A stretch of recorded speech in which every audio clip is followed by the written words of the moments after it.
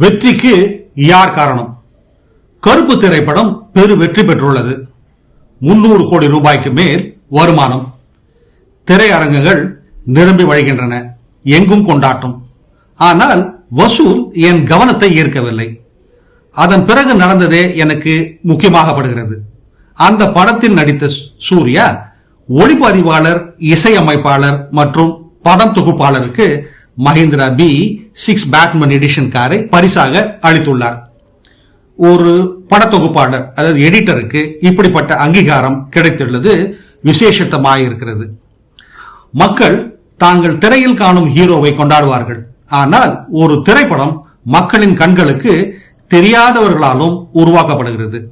படத்தொகுப்பாளரே திரைப்படத்தின் லயத்தை கண்டுபிடிக்கிறார். ஒளிப்பதிவாளரே காட்சிகளை உருவாக்குகிறார். இசையமைப்பாளரே உணர்வினை உருவாக்குகிறார். சில வேளைகளில் பெரும் தலைவர்களே வெற்றி என்பது குழு முயற்சி என்பதை நினைக்கிறார்கள். ஒரு வெற்றி திரைப்படத்திற்கு அதாவது பிளாக் பஸ்டர் ஒரு முகம் இருக்கலாம். ஆனால் அது பல கரங்களால் தான் உருவாக்கப்படுகிறது. குழு செயல்பாடு குறித்து அதாவது டீம் எஃபர்ட் குறித்து ராஜன் விஜய் இப்படி கூறுகிறார். இது போன்ற சிந்தனைகளை தவறவிடாதிருக்க தமிழ் பூமர் அபிஷியல் சேனலை சப்ஸ்கிரைப் செய்யுங்கள்.